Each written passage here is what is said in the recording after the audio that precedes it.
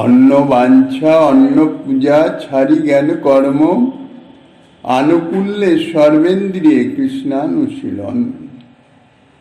কলিযুগ পাবন অবতার পরম করুণাময় শ্রী শ্রী গৌরাঙ্গ সুন্দরীর পরম অন্তরঙ্গ প্রিয় পার্ষদ বর্জ পূজ্যপাদ শ্রী কৃষ্ণদাস কবিরাজ গোস্বামী মহাশয় তাহার শ্রী শ্রী চৈতন্য চরিতামৃত নামক শ্রী গ্রন্থের মধ্য লীলার ঊনবিংশ পরিচ্ছেদে শ্রীমন মহাপ্রভু কর্তৃক শ্রীরূপ গোস্বামী পাদকে যে ভক্তিতত্ত্ব শিক্ষা ইত্যাদি প্রসঙ্গ যাহা বলেছিলেন তাহাই বর্ণনা করিতেছেন।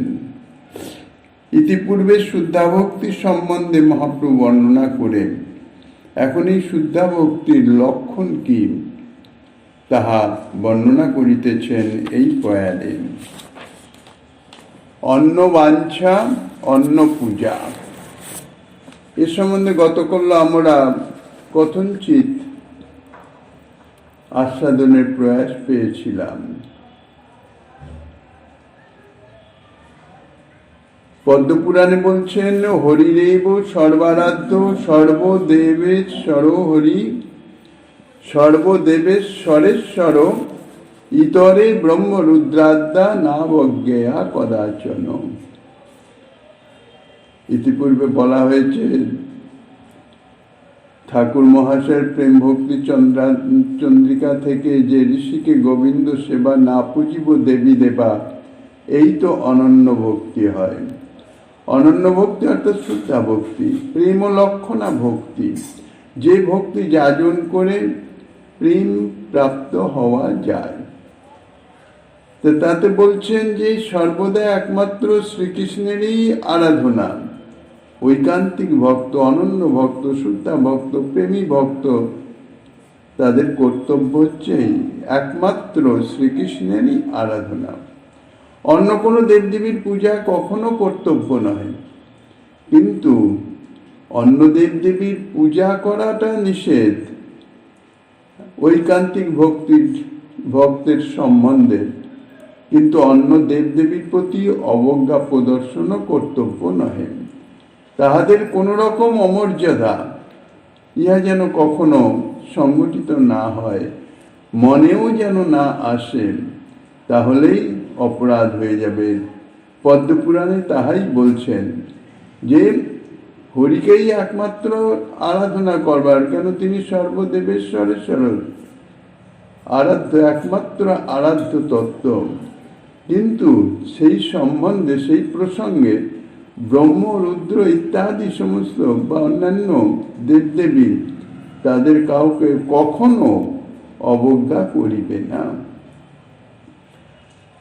অন্য দেবতার পূজায় নিষিদ্ধ কেন বলেছেন? অন্য দেবতার পূজায় সেই দেবতার প্রতি অনুরক্তি জন্মাতে পারে। আমি নিত্য যার সেবা করিতেছি, যতটুকুই করি, তার প্রতি একটা অনুরাগ বা একটা আসক্তি তো আজ এসে যাবেই। তা যদি না হয় তাহলে তো সেটা সেবাই হবে না, পূজাই হবে না। এখন একটুখানি যদি আসক্তি এসে যায়, একটুখানি প্রীতি যদি এসে যায়, অন্য দেবদেবীর যারই যদি পূজা করি, শ্রীকৃষ্ণ সেবা করিতেছি, সারাদিন শ্রীকৃষ্ণ সেবাই করলাম, মাঝে যদি 10 মিনিটের জন্য নিত্য অন্য কোনো দেবদেবীর আরাধনা করি, তাহলে সেই একটুখানি অনুরাগ বা একটু প্রীতি তার প্রতি জন্মাবে। আর এই যে একটুখানি তার প্রতি চলে গেল, তাইলে ঐকান্তিক ভক্ত হলো না, সমগ্র প্রীতি শ্রীকৃষ্ণে অর্পিত হচ্ছে না। অনুরক্তি জন্মিলে শ্রীকৃষ্ণের চরণে অনুরক্তিটি শিথিল হয়ে যাবে।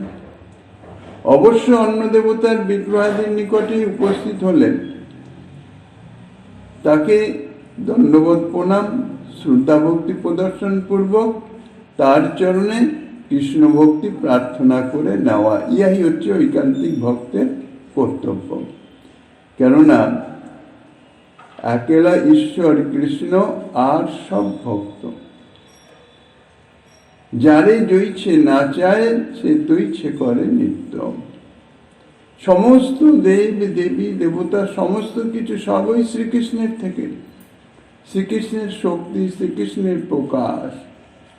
সুতরাং সকলেই যথোচিত শ্রদ্ধার পাত্র। তাদের কারো প্রতি কোনোভাবে কায়ে মনে বাক্যে কোনোভাবে যদি অবজ্ঞা প্রদর্শিত হয়ে যায়, তাহলে কি হয়? প্রকারান্তরে শ্রীকৃষ্ণেরই চরণে অপরাধ হয়, শ্রীকৃষ্ণকেই সেই অবজ্ঞাটা শ্রীকৃষ্ণতেই গিয়ে পর্যবসিত হয়।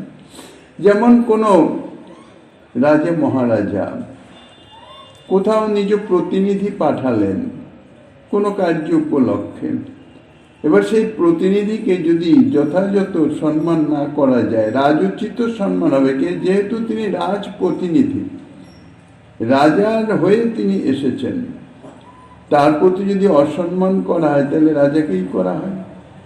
সেরকম সমস্ত দেবদেবী যখন শ্রীকৃষ্ণেরই প্রকাশ, তারই শক্তি, তারই বিভূতি, তাহলে সমস্ত দেবদেবীর প্রতি যথোচিত শ্রদ্ধা মর্যাদা রক্ষা করা উচিত। তাহলেই শ্রীকৃষ্ণ সন্তুষ্ট হবেন এবং ভক্তি ও পুষ্টি লাভ করতে পারবেন। কেননা কোনো প্রকারের অপরাধের আভাসও আসলেও ভক্তি কিন্তু সেখানে স্থগিত হয়ে যায়, আর পুষ্টি লাভ করতে পারে না, আর বর্ধিত হতে পারে না, অগ্রসর হতে পারে না। কাজেই সমস্ত দেবদেবী শতপ্রবৃত্ত হয়ে নয়, কখনো কাহারও সামনে যদি এসে উপস্থিত হয়, পথ চলতে কোনো মন্দির, কোনো দেবদেবীর মন্দির এসে উপস্থিত হলো, তাকে ধন্যবাদ প্রণাম জানাতে হবে, মর্যাদা করতে হবে। শ্রীমান মহাপ্রভু দাক্ষিণাত্য ভ্রমণের সময় দেখিয়েছেন, যত দেবদেবীর মন্দিরই হোক না কেন, সর্বত্র তিনি গিয়েছেন, নিত্য কীর্তন ইত্যাদি করেছেন, দণ্ডবত প্রণাম আদি করেছেন। ভক্তের যাহা কর্তব্য প্রভু নিজে আচরণ করে শিখিয়ে দিয়ে গেছেন। কিন্তু শ্রীকৃষ্ণ হচ্ছেন সর্বদেবেশ্বরেশ্বর, সর্বদেবতার ঈশ্বরেরও ঈশ্বর। দেবাদিদেব মহাদেব সর্বদেবের ঈশ্বর, তাহারও ঈশ্বর হচ্ছেন শ্রী গোবিন্দ। অর্থাৎ দেবাদিদেব মহাদেবও শ্রী গোবিন্দের ভজনা করেন। কাজে শ্রীকৃষ্ণ সর্বদেবেশ্বরেশ্বর বলে গাছের গোড়ায় জল দিলে যেমন তাহাতেই গাছের শাখা পোশাকাদি সমস্ত তৃপ্ত হয়, প্রাণের পরিতৃপ্তি যেমন সমস্ত ইন্দ্রিয়ের তৃপ্তি, সেই রকম এক শ্রীকৃষ্ণের পূজাতেই অন্য সমস্ত দেবদেবী আদির পূজা বা তৃপ্তি হয়ে যায়। পৃথকভাবে অন্য কারো পূজার কোনো প্রয়োজন নাই, কোনো অপেক্ষা নাই। তত্ত্বত বিচার করলে একমাত্র শ্রীকৃষ্ণের আরাধনা করলেই সমস্ত দেবদেবী সন্তুষ্ট হয়ে যান, প্রীত হয়ে যান। তবে যে দেখা যায় অনেক সময় অনেক দেব দেবী ইত্যাদি তারা প্রতিকূলতা সৃষ্টি করেন, ভক্তের নানান রকম সমস্যা উপস্থিত করেন, তার মূল কারণ আর কিছুই নয়, তার ভক্তির নিষ্ঠাকে আরো বৃদ্ধি করবার জন্যে।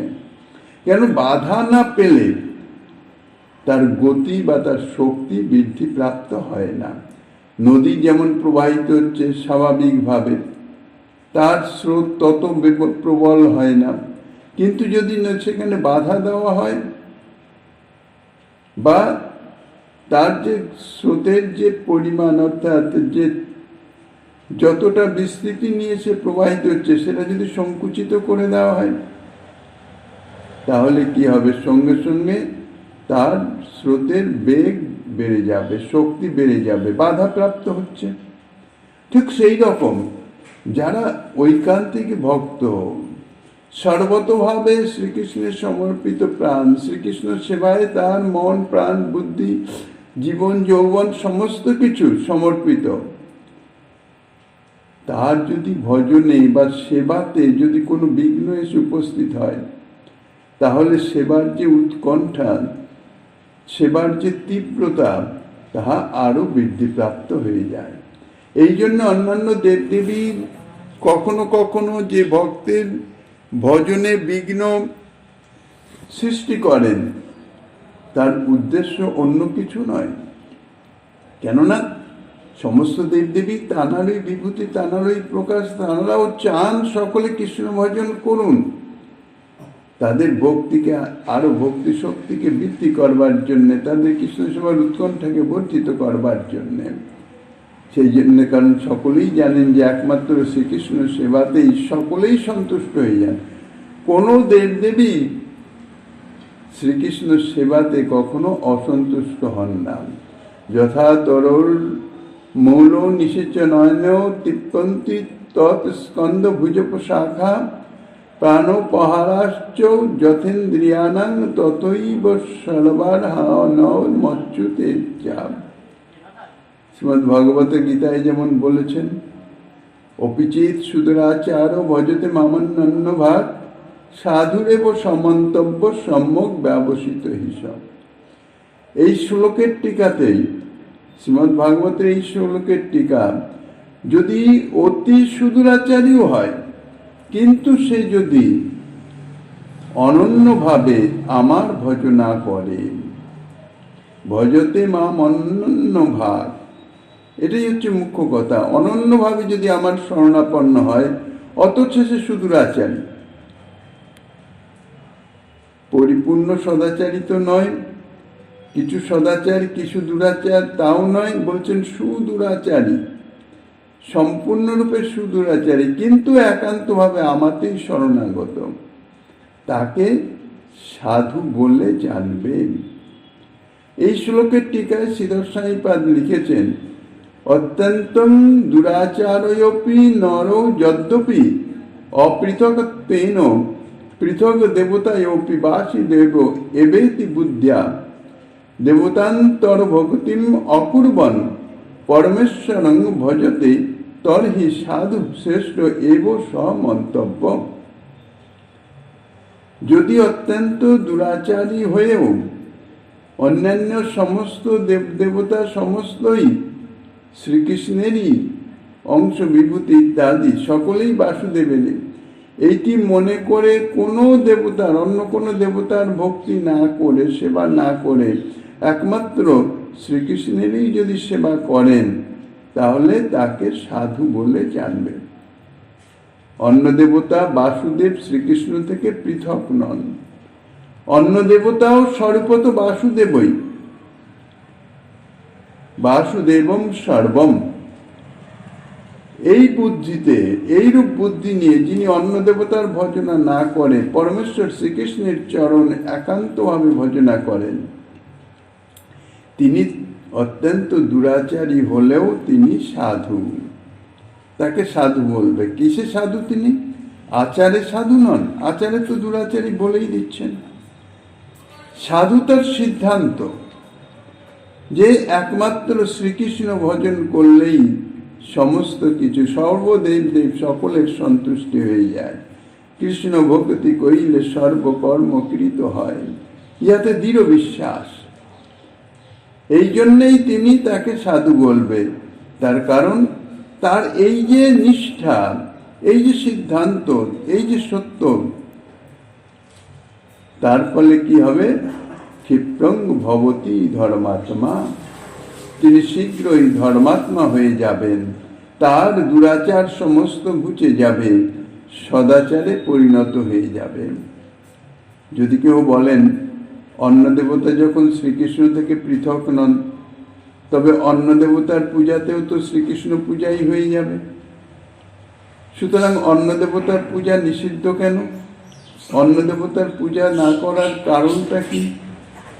তাতে বলছেন যে যেহেতু সমস্তই শ্রীকৃষ্ণেরই প্রকাশ, বিভূতি বা অংশ ইত্যাদি, তাহলে অন্য দেবতার পূজাও শ্রীকৃষ্ণ পূজাতেই পর্যবসিত হয়ে যায়, তাহা সত্য কথা। কিন্তু যেহেতু সেটি সরাসরি শ্রীকৃষ্ণের পূজা নয়, এই জন্যে তাহা হবে শ্রীকৃষ্ণের অবিধিপূর্বক পূজা। গীতাতে শ্রী ভগবান তা পরিষ্কার বলেছেন, যপন্ন দেবতা ভক্তা যজন্তি শ্রদ্ধয়ান্বিতাঃ তেয়োপি মামেব কন্তেয় যজন্ত অবিধিপূর্বকম। যদি কেহ শ্রদ্ধা সহকারে অন্য দেবতার ভক্তি করে, পূজা করে, অর্চন করে ইত্যাদি করে, তাহলে তার সেই অন্য দেবতার ভক্তি পূজা তাহাও আমাতেই পর্যবসিত হয়ে যায়, আমাকে পূজা করাই হয়। কিন্তু অবিধিপূর্বম। অবিধিপূর্বক শব্দের অবিধিপূর্বক কেন বললেন? যে মোক্ষ প্রাপং বিধি বিনা, অজ্ঞানপূর্বকম। তার ফলেই যে অন্যদেব পূজক সেই দেবতাকে পেতে পারেন, যার পূজা করছি সেই দেবতার কৃপাকে পেতে পারেন। এখন সেই দেবতার যতটুকু সামর্থ্য তিনি ততটুকু কৃপা করতে পারেন, তার চেয়ে বেশি তো পারবেন না। শ্রীকৃষ্ণের অতি ক্ষুদ্রাতি ক্ষুদ্র অংশ, সেও শ্রীকৃষ্ণেরই ভগবৎ স্বরূপ, কিন্তু সেই ক্ষুদ্রাতি ক্ষুদ্রের অংশ তো স্বয়ং শ্রীকৃষ্ণের মতন হতে পারে না। শ্রীকৃষ্ণের যে ঐশ্বর্য সরৈশ্বর্য সম্যক রূপে শ্রীকৃষ্ণে অবস্থিত, অংশে তার ওই হিসাবে ওই অতটুকু অংশই বিরাজিত হবে, তার চেয়ে বেশি না। কাজেই তিনি সেটা দিতে পারবেন না। কাজেই অন্য দেবতার পূজা যারা পূজা করবেন পূজক, তিনি সেই দেবতাকে পেতে পারেন। জানতি দেবব্রতা দেবান ভূতানি জানতি ভূতেজ্য, এরকম যে যাকে ভজনা করবে তিনি তাকেই পাবেন, কিন্তু শ্রীকৃষ্ণকে পেতে পারেন না। শ্রীকৃষ্ণ ভজনেই একমাত্র শ্রীকৃষ্ণকে পাওয়া যায়। ইয়ান্তি মদয়াজিনোপি মাম, যিনি শ্রীকৃষ্ণের ভজনা করেন তিনিই একমাত্র শ্রীকৃষ্ণকে পেতে পারেন। আর অন্য দেবী দেবতা কাহারও মোক্ষ দেওয়ার ক্ষমতা নাই, মুক্তি প্রদান করতে পারেন না। মুক্তি দিতে পারেন একমাত্র শ্রীকৃষ্ণই। কাজে অন্য দেব দেবীর আরাধনা করেন, তার ফলে সে মুক্তি পাবে না, অর্থাৎ সংসার বন্ধন তার খুঁজবে না। একমাত্র শ্রীকৃষ্ণ ভজনেই সেটা সম্ভব, কেননা শ্রীকৃষ্ণ ভজনেই শ্রীকৃষ্ণকে পাওয়া যাবে। এই শ্লোকের টিকাতে ইয়ান্তি মদযাজিনোপি মাম, এই শ্লোকের টিকায় শ্রীপাদ শঙ্করাচার্য বলেছেন, সমানেয়পি আয়াসে মামে ন ভজন্ত অজ্ঞানাৎ তেন তে অল্প ফলভাজ ভবন্তি। শ্রীকৃষ্ণ ভজনে এবং অন্য দেবতার ভজনে পরিশ্রম, ভজন পরিশ্রম তো একটা আছে, কায়িকভাবে ভজনা করতে হয়, তার যে পরিশ্রম, ভজনের পরিশ্রমটি কিন্তু সমান। শ্রীকৃষ্ণকেও যেভাবে ভজনা করছেন অন্য দেবতারাও সেইভাবেই ভজনা করছেন, সমান পরিশ্রম করে, আয়াস সমানই। কিন্তু যেহেতু অবিধিপূর্বক ভজনে সমান আয়াসেও ফল কিন্তু সমান হবে না। অন্য দেবতার ফল পাওয়া যাবে সামান্য ফল, আর শ্রীকৃষ্ণ ভজনে যদি সেই পরিশ্রম করা যায়, সেই আয়াস দেওয়া যায়, তাহলে তাতে শ্রীকৃষ্ণকেই পেতে পারেন, সম্যক ফল প্রাপ্ত হতে পারেন। ইয়ান্তি মদযাজিনোপি মদ ভজনশীলা বৈষ্ণবা মামেব। যাই হোক, শ্রীকৃষ্ণ ব্যতীত অন্য ভগবৎ স্বরূপের ভজনে একনিষ্ঠতার তো হানি হয়, এ বিষয়ে বিন্দুমাত্র সন্দেহ নেই। কাজে যারা একনিষ্ঠ ভক্ত, যাকে অনন্য ভক্ত বলে, শুদ্ধা ভক্ত বলে, কেবলা ভক্তি বলে, যার ফলে যে ভক্তি যাজনে প্রেম প্রাপ্ত হতে পারে, সে নৈষ্ঠিক ভক্ত, তিনি কখনো তাহা করেন না। তার প্রমাণ শ্রীরামচন্দ্রের উপাসক শ্রী হনুমান। তিনি পরিষ্কার বলেছেন যে আমি জানি শ্রীনাথ এবং জানকীনাথ অভিন্ন, দ্বারকানাথ শ্রীকৃষ্ণ এবং শ্রীরামচন্দ্র সীতাপতি রামচন্দ্র তাঁরা অভিন্ন, কেননা উভয়ই পরমাত্মা। তথাপি কমললোচন শ্রীরামচন্দ্রই আমার সর্বস্ব। শ্রীনাথে জানকীনাথে অবেদ ও পরমাত্মনি তথাপি মম সর্বস্বং রাম কমললোচন। ইহাই হচ্ছে ঐকান্তিক ভক্তের আদর্শ। বাসুদেবম সর্বম, সমস্ত কিছুই সেই শ্রীকৃষ্ণ থেকেই প্রকাশিত, সমস্তই শ্রীকৃষ্ণ, শ্রীকৃষ্ণই সমস্ত কিছু হয়ে রয়েছেন। কিন্তু অন্য কোনো স্বরূপের প্রতি আমার আসক্তি নাই, আগ্রহ নাই। একমাত্র শ্রীকৃষ্ণ স্বরূপেই আমার যত নিষ্ঠা। ইহাই হচ্ছে অনন্য ভক্তি, ঐকান্তিক ভক্তির সিদ্ধান্ত বা সার, বা তার ইহাই হচ্ছে আচার। তারপর বলছেন, এটা তো অন্ন পূজা গেল, অন্ন বাঞ্ছা, অন্ন পূজা, অন্ন জ্ঞান। অন্ন জ্ঞান বলতে নির্বিশেষ ব্রহ্মানুসন্ধান। জ্ঞানের তিনটি বিভাগ আছে। এক হচ্ছে ভগবত তত্ত্বজ্ঞান, দ্বিতীয় হচ্ছে জীবের স্বরূপ জ্ঞান, আর তৃতীয় হচ্ছে এতদ উভয়ের ঐক্য বিষয়ক জ্ঞান। এক হচ্ছে জীব, এক হচ্ছে ভগবান। তাহলে ভগবান সম্বন্ধে জ্ঞান ভগবত তত্ত্বজ্ঞান, আর জীবের স্বরূপ সম্বন্ধে জ্ঞান সেটা জীবের স্বরূপ জ্ঞান। আর এই জীব এবং ভগবানের সঙ্গে যে সম্বন্ধ, সেই বিষয়ক জ্ঞান। তা প্রথমোক্ত যে দুইটি বিষয়, অর্থাৎ ভগবত তত্ত্বজ্ঞান এবং জীবের স্বরূপ জ্ঞান, এই দুটি ভক্তির বিরোধী নয়।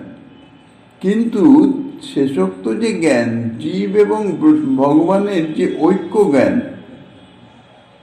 কেননা যেহেতু শ্রীকৃষ্ণই সমস্ত জীব শ্রীকৃষ্ণেরই বিভিন্ন অংশ, শ্রীকৃষ্ণ গীতাতে পরিষ্কার বলেছেন, মাময়ী বাংশ জীবলোকে। কাজেই সমস্ত জীবই শ্রীকৃষ্ণেরই অংশ, কাজেই সমস্ত জীব শ্রীকৃষ্ণই। এই যে ঐক্য বিষয় জ্ঞান, উভয় এক, অহং ব্রহ্মাস্মি, সর্বং খল্লিদং ব্রহ্ম, সবই ব্রহ্ম, এই যে জ্ঞান, এই জ্ঞানটি হচ্ছে ভক্তি বিরোধী। কেননা উভয় যদি সমান হয়, সেখানে তো আর সেবা আসে না, সেব্য সেবক ভাব তো সেখানে আসতে পারে না। উভয় যদি সমান হয়, তাহলে কে কার সেবা করবে? কাজেই সেখানে সেবা নাই মানে ভক্তি নাই, কাজেই সেটি ভক্তি বিরোধী। ভগবান এবং জীবের ঐক্য বিষয়ক যে জ্ঞান, সেটা হয়েছে ভক্তি বিরোধী। ভক্তির মার্গের যে কোনো অনুষ্ঠানে এই জ্ঞানটিকে বাদ দিতে হবে, সর্বতভাবে ত্যাগ করতে হবে। তার কারণ হচ্ছে, এই জ্ঞানও যদি হয়ে যায়, আমি যার পূজা করব তার, আমি যদি তাই সেই তার মতনই হই, সমানই হই, তাহলে তার পূজা করব কেন? সেখানে তো নিষ্ঠা আসতেই পারে না। কাজে এই জন্য ভক্তি বিরোধী, এটা বাদ। এইটাকেই উপলক্ষই করেই বলছেন অন্য জ্ঞান। এই জ্ঞানকে ভক্তি মার্গের সাধক সর্বতভাবে ত্যাগ করবেন। তারপরে অন্য কর্ম। অন্য কর্ম কোনগুলি? স্বর্গাদি ভোগ রূপ সাধক কর্ম, যাগ যজ্ঞ ইত্যাদি যত কিছু, শাস্ত্রে বহুবিধ কর্মের কথা আছে। কেননা যে কোনো কর্মই করা যাক না কেন, তার ফল অবশ্যই সে প্রাপ্ত হবে। আর শাস্ত্রে এই জন্যে কোন কর্মের কোন ফল তাহা বিশেষভাবে বর্ণিত আছে। যাহারা সকামী ভক্ত, অর্থাৎ অন্তরে কামনা আছে, কামনা পূর্তির নিমিত্ত তাহারা কর্ম করেন, অর্থাৎ ভক্তি করেন। কেননা ভক্তির সাহচর্য বিনা তো কোনো কর্মই ফল প্রদান করতে পারে না। সমস্ত সাধনাতেই ভক্তির প্রয়োজন। কিন্তু আমি এখন যে উদ্দেশ্যে সাধনা করিতেছি, কর্ম করিতেছি, ফল সেটাই পাব। সাধারণত যাগযজ্ঞ ইত্যাদি যে সৎকর্ম, পরোপকার ইত্যাদি যা কিছু করা যায়, পরকালে সুখভোগ করব, এই উদ্দেশ্যেই সকলে করে, যাকে স্বর্গাদি ভোগ বলে। এই স্বর্গাদি ভোগ রূপ যে সাধক কর্ম, এ সমস্তই হচ্ছে ভক্তির উপাধি। ভক্তির উপাধি হচ্ছে দু রকমের। এক হচ্ছে অন্ন বাসনা, আর দ্বিতীয় হচ্ছে অন্ন মিশ্রণ। অন্য কিছু মিশিয়ে ফেলা, ভক্তির সঙ্গে আরো কিছু একটু মিশিয়ে দেওয়া। অন্ন বাসনা শ্রীকৃষ্ণ সেবা ব্যতীত ভক্তি মুক্তি ইত্যাদি যে কোনো বাসনা। শ্রীকৃষ্ণেরই ভজনা করছি, প্রভু আমার যেন এটি হয়, আমি যেন এটা পেতে পারি, অর্থাৎ আমার ব্যবসায় যেন সফলিত হয়, আমার যেন একটু ভালো সন্তানাদি হয় বা ইত্যাদি ইত্যাদি, এই যে সমস্ত কামনা, অর্থাৎ শ্রীকৃষ্ণ সেবা ব্যতীত আর যে কোনো বাসনা, যে কোনো কামনা, তা হচ্ছে অন্য বাসনা। সেই উদ্দেশ্যে যদি শ্রীকৃষ্ণ ভজন করা যায় তাহলে সে সেটাই পাবে। কেননা যে যথামাং প্রপদ্যন্তে তাংস্তথৈব ভজাম্যহম, যে উদ্দেশ্য নিয়ে শ্রীকৃষ্ণের ভজনা করবেন, শ্রীকৃষ্ণ তার সেই উদ্দেশ্য পূরণ করবেন। আর যে উদ্দেশ্য নিয়ে আমি শ্রীকৃষ্ণ সেবা করছি, উদ্দেশ্য যখন পূর্ণ হয়ে যাচ্ছে, সেবাও আমার সমাপ্ত হয়ে যাবে, আর শ্রীকৃষ্ণ সেবার প্রয়োজন নেই, থাকবে না। এই হচ্ছে অন্য বাসনা।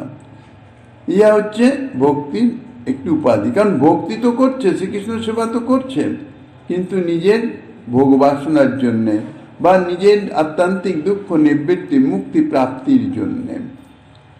দ্বিতীয় হচ্ছে অন্ন মিশ্রণ। অন্ন মিশ্রণ হচ্ছে জ্ঞান কর্মাদির আবরণ, নির্বিশেষ ব্রহ্মানুসন্ধান বা স্বর্গাদি প্রাপক নিত্য নৈমিত্তিকাদি কর্ম। ভক্তি করছে, শ্রীকৃষ্ণ সেবা করছে, তার মধ্যে একটু এগুলো মিশিয়ে দিচ্ছে। বা তীব্র ত্যাগ, বৈরাগ্য, বা তার সঙ্গে ভজন করছে ঠিকই, ভজনের সঙ্গে একটু যোগ সাধনা ইত্যাদি, এগুলি হচ্ছে অন্ন মিশ্রণ। ভজন ঠিকই আছে, ভজনটা মূল আছে, তার সঙ্গে এই সমস্ত কিছু ডালপালা মিশিয়ে দেওয়া আর কি। শুদ্ধা ভক্তি এই সমস্ত উপাধি শূন্য হতে হবে। একমাত্র শুদ্ধা ভক্তি যাজন, শ্রীকৃষ্ণ সেবার উদ্দেশ্যে শ্রীকৃষ্ণ সেবা, দ্বিতীয় কোনো কিছুই নয়। সেই সেবাকে আরো সন্তুষ্ট, আরো সুষ্ঠুভাবে পরিচালনা করবার জন্যে আরো কিছু এদিক ওদিক ডালপালা মিশিয়ে নেওয়া, যেমন সাধারণত ভোজ্য বস্তু প্রস্তুতের জন্য নানান রকম মশলা আদি মিশিয়ে আরো একটু স্বাদু করবার জন্যে, টেস্টফুল করবার জন্যে যে চেষ্টা করা হয়, সেই রকম এগুলো হচ্ছে অন্ন মিশ্রণ। শুদ্ধা ভক্তিতেই ওগুলো চলবে না, সর্বথা ত্যায্য, অত্যন্ত সরলভাবে। তাইলে অন্নবাঞ্ছা, অন্ন পূজা, অন্ন জ্ঞান, অন্ন কর্ম সমস্ত কিছু বাদ। শ্রীকৃষ্ণ সেবা করতে হবে কিভাবে? বলছে আনুকূল্যে, আনুকূল্যে। শ্রীকৃষ্ণ সেবা করলেই হবে না, আমার সেবাটি শ্রীকৃষ্ণের প্রীতির অনুকূল হচ্ছে কি না, আমার সেবাটি শ্রীকৃষ্ণ তাতে প্রীত হচ্ছেন কিনা, আমার সুখের নিমিত্ত আমি সেবা করছি, এইভাবে সেবা করতে আমার খুব ভালো লাগে, আমি এইভাবে সেবা করলাম, এটা শ্রীকৃষ্ণের, এটা আনুকূল্যেন কৃষ্ণ সেবা হচ্ছে না। এটা তো আমার সুখের জন্যে, আমার ভালো লাগছে এইভাবে সেবা করতে, আমি সেইভাবে সেবা করছি, এইভাবে সেবা নয়। শ্রীকৃষ্ণের প্রীতির অনুকূলভাবে সেবা, যাতে শ্রীকৃষ্ণ প্রীত হন, সেইভাবে সেবা। কংস শিশুপাল আদির মতো প্রতিকূল বা শত্রুভাবে নয়। সেবাটি হবে কিরকম? কংস এমনভাবে শ্রীকৃষ্ণ ভজন করেছেন, দিবানিশি শ্রীকৃষ্ণের স্মরণ করতে করতে, যাহা অতি উচ্চ স্তরের ভক্তের যে অবস্থা, যাহা যাহা নেত্র পড়ে তাহা ইষ্ট স্ফুরে। কংসেরও সেইরকম অবস্থা, যা দেখে সেখানেই কৃষ্ণ স্ফূর্তি হচ্ছে। কৃষ্ণের ভাবনা করতে করতে করতে করতে এমন হয়ে গেছে, যা দেখছে, যা তার সামনে আসছে, ভোজ্য পদার্থ হোক, জল হোক, যাই দেখছে সেখানেই কৃষ্ণ স্ফূর্তি হয়ে যাচ্ছে। এত উচ্চ অবস্থা, কিন্তু কিভাবে? শত্রু ভাবে, এই আমার কাল এসে, এই আমাকে মারবে, এই আমাকে মারবে, এইভাবে। তাহলে ভজন সে করেছে ঠিকই, কিন্তু সেটি সম্পূর্ণ প্রতিকূলভাবে, শত্রুভাবে। সেটা তো ভক্তি হতে পারে না। ভক্তের উচ্চ দশায় যেমন যাহা যাহা নেত্র পড়ে তাহা ইষ্ট স্ফুরে, কংসেরও সেই অবস্থা, কিন্তু কংস তো ভক্ত হতে পারল না। কেননা তার এই যে ভজন, এই যে চিন্তন, দিবানিশি শ্রীকৃষ্ণের চিন্তন, তাহার শত্রুভাবে হওয়ার জন্যে তাহা ভক্তি হলো না। তাহলে সেবাটি কিরকম হবে? নন্দ যশোদা, সুবল মধুমঙ্গল বা ব্রজসুন্দরীগণ তাদের মতো অনুকূলভাবে, আত্মীয়ভাবে, একমাত্র আমার আপনার জন, অত্যন্ত প্রীতি সহকারে, এটাই হচ্ছে আনুকূল্যেন, অনুকূলভাবে, আনুকূল্যে শ্রীকৃষ্ণ সেবা করতে হবে, শ্রীকৃষ্ণের প্রীতির অনুকূল ভাবে। কিভাবে সেবা করতে হবে বলছেন? সর্বেন্দ্রিয় দিয়ে, সর্বেন্দ্রিয়ে করে কৃষ্ণানুশীলন, আনুকূল্যে সর্বেন্দ্রিয়ে কৃষ্ণানুশীলন। সর্বেন্দ্রিয় অর্থাৎ সমস্ত ইন্দ্রিয় দ্বারা, শুধু একটা দুটো ইন্দ্রিয় না, সমস্ত ইন্দ্রিয় দ্বারা, প্রত্যক্ষে হোক পরোক্ষে হোক, কৃষ্ণ সেবার অনুকূলে তা উপযোগ করতে হবে। কৃষ্ণানুশীলন অর্থাৎ শ্রীকৃষ্ণের অনুশীলন বা শ্রীকৃষ্ণ বিষয়ক চেষ্টা। এই যে অনুশীলন, এটি হচ্ছে দু রকমের। এক হচ্ছে প্রবৃত্তাত্মক, দ্বিতীয় হচ্ছে নিবৃত্তাত্মক। প্রবৃত্তাত্মক চেষ্টাটি কিরকম? সেটা হচ্ছে গ্রহণ চেষ্টা, সেটাকে গ্রহণ করতে হবে, সেই চেষ্টা হচ্ছে গ্রহণের নিমিত্ত।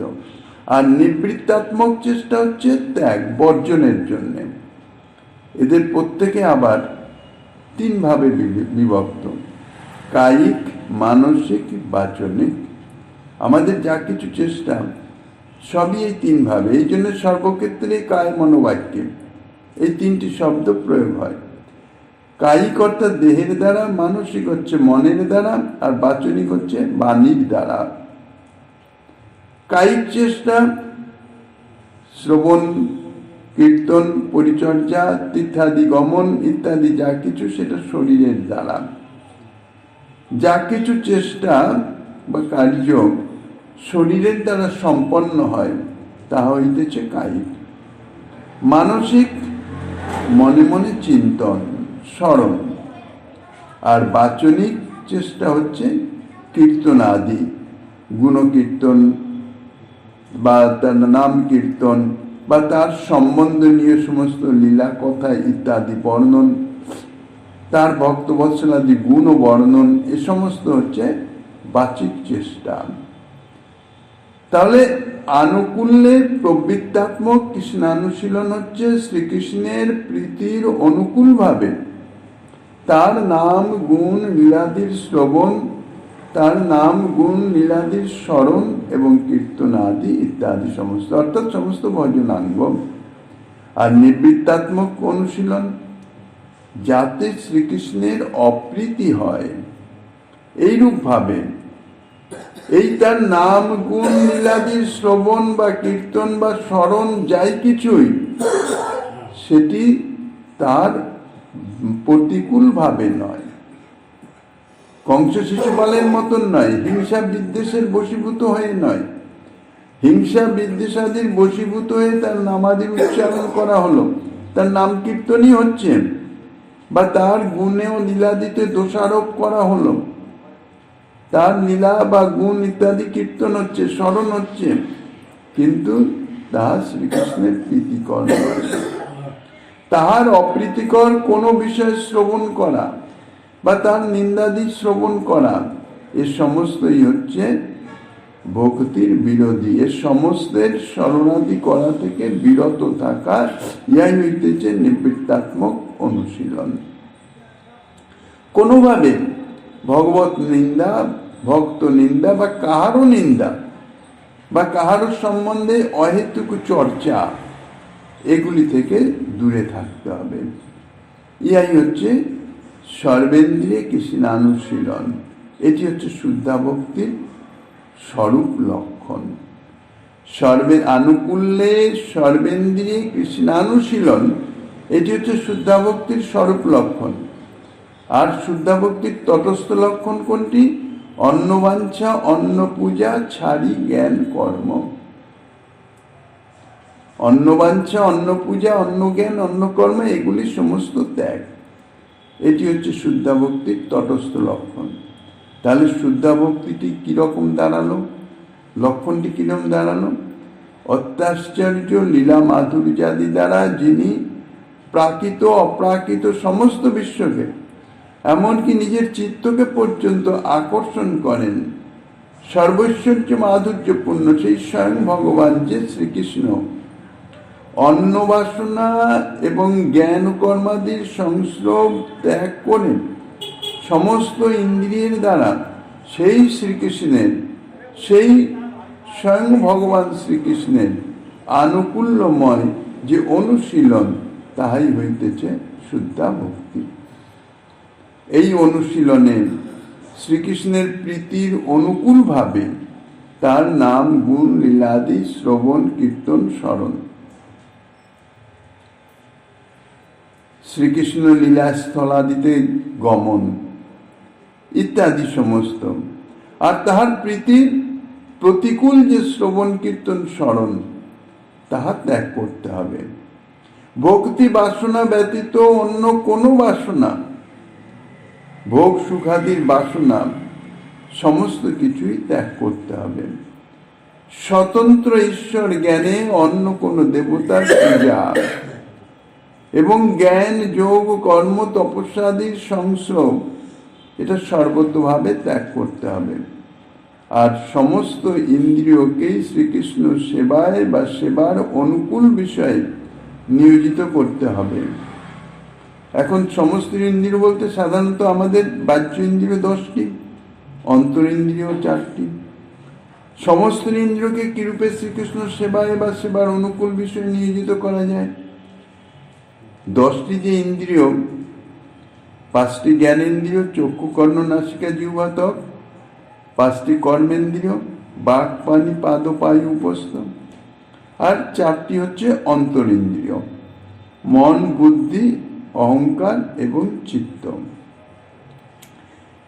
এখন এই যে জ্ঞানেন্দ্রিয় 5টি, তার দ্বারা চক্ষু দ্বারা শ্রীকৃষ্ণের শ্রীবিগ্রহ দর্শন, লীলাস্থলাদি দর্শন, কর্ণ দ্বারা নাম গুণ রূপ লীলা ইত্যাদি শ্রবণ, নাসিকা দ্বারা শ্রীকৃষ্ণ প্রসাদাদি তুলসী গন্ধ ইত্যাদি পুষ্পাদির ঘ্রাণ গ্রহণ, জিহ্বা দ্বারা নাম গুণ লীলাদির কীর্তন মহাপ্রসাদ আস্বাদন, আর ত্বক দ্বারা শ্রীকৃষ্ণ প্রসাদি গন্ধ মাল্যদির স্পর্শ অনুভব। 5টি জ্ঞানেন্দ্রিয় এইভাবে নিয়োজিত থাকবে। বা লীলাস্থলাদি রজ ইত্যাদি সর্বশরীরে তাহা লেপন বা নাম মুদ্রা তিলক ইত্যাদি ধারণ। দ্বিতীয় যে 5টি কর্মেন্দ্রিয়, বাক পানি পাদ পায়ু উপস্থ, বাক্য দ্বারা তার নাম গুণ লীলাদি কথন, পানি অর্থাৎ হস্ত, হস্ত দ্বারা শ্রীকৃষ্ণ সেবা উপযোগী সমস্ত কার্য করা, পুষ্প তুলসী ইত্যাদি দ্রব্যে আহরণ, সংকীর্তন ইত্যাদিতে বাদ্যাদি করা, হরিমন্দির মার্জন করণ, ভোগ রন্ধন, ভোগ নিবেদন ইত্যাদি সব হস্ত দ্বারা হচ্ছে। পাদ অর্থাৎ পায়ের দ্বারা তীর্থস্থল বা হরিমন্দির ইত্যাদিতে গমন বা সেবার উপযোগী দ্রব্যাদি সংগ্রহার্থে গমনাগমন ইত্যাদি। বাক পানি পাদ 3টে গেল, বাকি রইল 2টি, পায়ু এবং উপস্থ। এই পায়ু এবং উপস্থ এটি প্রত্যক্ষ কোনো গোবিন্দ সেবায় লাগে না, পরোক্ষভাবে লাগে। কিরকম ভাবে? মলমূত্র ইত্যাদি ত্যাগের দ্বারা দেহকে সেবার উপযোগী করে রাখা, সুস্থ রাখা, এই হচ্ছে এই 2টি ইন্দ্রিয়ের কর্ম। এই 2টি ইন্দ্রিয় দ্বারা এইভাবে শ্রীকৃষ্ণ সেবায় লাগানো যায় পরোক্ষভাবে। কেননা মলমূত্র যথাসময়ে ত্যাগ না হলে শরীর অসুস্থ হয়ে যাবে, সেবা হবে না। এবার হচ্ছে অন্তরেন্দ্রিয়, মন দ্বারা শ্রীকৃষ্ণের গুণলীলা ইত্যাদির স্মরণ, বুদ্ধিকে সদা সর্বদাই শ্রীকৃষ্ণ নিষ্ঠ করা, কৃষ্ণনিষ্ঠ বৃদ্ধি, কৃষ্ণ ব্যতীত আমার আর অন্য কেহ নাই, কোন নাই ইত্যাদি সমস্ত, মানে সর্বতভাবে শ্রীকৃষ্ণেই সমর্পিত। অহংকার, এই অহংকার হচ্ছে বড় মারাত্মক খারাপ জিনিস। এই অহংকারকে যদি ঠিক মতো সেবায়, কৃষ্ণ সেবায় যদি নিয়োজিত না করা যায়, তাহলেই কিন্তু ভক্তির বিনাশ করে ছেড়ে দিবেন। এই অহংকার হচ্ছে সবচেয়ে বড় আমি কৃষ্ণ দাস এই অভিমান পোষণ সর্বতভাবে। এই জন্যই বলেছেন অল্প ভাগ্যে নাহি হয় দাস অভিমান। আমি শ্রীকৃষ্ণের দাস এই অভিমান মানে একেবারে অনুভূত। আর দাসের কর্ম ভগবত সেবা, মানে যার দাস তার সেবা, প্রভুর সেবা, সে ভিন্ন অন্য কোনো কর্ম নাই। কাজে যথার্থ যদি আমি অনুভব করতে পারি যে আমি কৃষ্ণের দাস, এই জগতে কারো দাস, আমি দাস এটি বলতে গেলে সংকোচ হয়ে যায়, কারণ নিজে ছোট হয়ে যায়। এটা অহংকারের বাধক, অভিমানের বাধক। আমি ছোট কিসে? কিন্তু আমি শ্রীকৃষ্ণের দাস এই অভিমান, এটি আমার নিত্য স্বরূপ। এই নিত্য স্বরূপকে জাগানোই হচ্ছে মুখ্য কর্তব্য জীবের। অনাদিকাল থেকে যা বিস্মরণের জন্যেই জীবের এই সংসার প্রাপ্তি, এত দুঃখ, ভক্তি তাপ জ্বালায় জর্জরিত, জন্ম মৃত্যু ইত্যাদি চলছে। কাজেই সেই যে স্বরূপ জ্ঞান, আমি কৃষ্ণের দাস, এই অভিমান, এই অহংকার, অহংকারের দ্বারা এইটিকে পুষ্টি লাভ করিয়ে একদম প্রতিষ্ঠিত করতে হবে। আর চিত্ত দ্বারা অনুসন্ধানাত্মিকা বৃত্তি হচ্ছে চিত্ত, শ্রীকৃষ্ণ বিষয়ক অনুসন্ধানে নিয়োজিত করা। এই সমস্ত ইন্দ্রিয়কে শ্রীকৃষ্ণ সেবার অনুকূল বিষয়ে নিয়োজিত করা যেতে পারে। এই 14টি ইন্দ্রিয়, 10টি, 5টি জ্ঞান, 5টি কর্ম, 4টি অন্তরিন্দ্রিয়। ভক্তি রসামৃত সিন্ধুতে যে বর্ণনা করেছেন শ্রীরূপ গোস্বামীপাদ, অন্নাভিলাষিতা শূন্যং জ্ঞান কর্মাদ্দানাবৃতম আনুকূল্যেন কৃষ্ণানুশীলনং ভক্তির উত্তমা। অর্থাৎ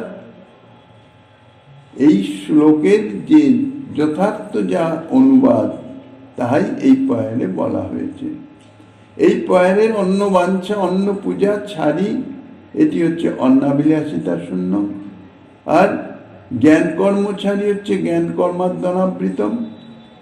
আর সর্বেন্দ্রিয় করে কৃষ্ণ অনুশীলন, আনুকূল্যেন কৃষ্ণানুশীলন, ইহাই হচ্ছে উত্তমা ভক্তি। আনুকূল্যেন কৃষ্ণানুশীলনের অংশের তাৎপর্য এতেই প্রকাশিত হচ্ছে। তাহলে এই শ্লোকের টিকায় শ্রীপাদ জীব গোস্বামীপাদ লিখেছেন, শ্লোকস্থ কর্ম শব্দে স্মৃতিশাস্ত্র বিহিত নিত্য নৈমিত্তিক যে কর্মাদি তাকেই বুঝায়। সমস্তই ত্যাগ করতে হবে। ভজনের অঙ্গীভূত যে পরিচর্যা আদি, সেগুলো ত্যাগ করতে হবে না, সেসব কর্মের ত্যাগ নয়, যেহেতু এই পরিচর্যাও কৃষ্ণানুশীলনের অঙ্গীভূত। জ্ঞান কর্মাদি শব্দের অন্তর্ভুক্ত এই আদি শব্দে বৈরাগ্য বা সাংখ্য যোগাভ্যাস ইত্যাদিকে বুঝাচ্ছে। এগুলি ত্যাগ করতে হবে, যেহেতু বৈরাগ্যাদি ইত্যাদি ভক্তির অঙ্গ নয়। ভক্তির অনুশীলন করতে করতে বৈরাগ্য আদি এগুলি শত প্রকার, শত আপনা আপনি এসে উপস্থিত হতে পারে। কিন্তু ভক্তির অনুশীলন করতে, ভক্তি যাচনা করতে নিজের জোরপূর্বক বৈরাগ্য সাধনা করা, সেটি কিন্তু নয়। এই জন্যে জ্ঞান বা বৈরাগ্য এই দুটি ভক্তির অঙ্গ নয়। জ্ঞান বৈরাগ্য কবু নহে ভক্তি অঙ্গ, যম নিয়মাদি বলে কৃষ্ণ ভক্ত সঙ্গ। এই জ্ঞান বৈরাগ্য সাধনের যা কিছু, এগুলি সমস্ত কৃষ্ণ ভক্তর সঙ্গ কামনা করে। এগুলি কোনো ভক্তির অঙ্গ নয়। এগুলি যাজন, ভক্তি শুদ্ধা ভক্তির যাজন, এগুলিকে বাদ দিয়ে। কাজেই এইভাবে ইহাই হচ্ছে যথার্থ শুদ্ধা ভক্তির লক্ষণ। শ্রীমন মহাপ্রভু বলছেন এই শুদ্ধা ভক্তি, ইহা হইতে প্রেম হয়, পঞ্চরাত্রে ভাগবতে এই লক্ষণ গায়। শুদ্ধা ভক্তির এটি হচ্ছে লক্ষণ, স্বল্প লক্ষণ, তটস্থ লক্ষণ। আর এই শুদ্ধা ভক্তি যদি কেউ যাজন করে, তাহলে এর থেকেই ধীরে ধীরে ধীরে ধীরে সে প্রেম প্রাপ্ত হবে। ইহা নারদ পঞ্চরাত্র ইত্যাদি যে সমস্ত গ্রন্থ, ভক্তি গ্রন্থ, তাতে এবং ভাগবত, শ্রীমদ্ ভাগবত, এই শুদ্ধা ভক্তির এইরূপ লক্ষণ, তাহা এই সমস্ত গ্রন্থ আদিতে তাহা বর্ণনা করা আছে। এখন কোথায় বর্ণনা আছে সে সম্বন্ধে শ্রীমন মহাপ্রভু এবার উদ্ধৃতি দিচ্ছেন। শ্রীমন মহাপ্রভু গিরিধারীলালের কৃপা হলে আগামী দিন আস্বাদনের বাসনা রেখেন। অদ্যকার শ্রী চৈতন্য কথার এখানেই বিশ্রাম।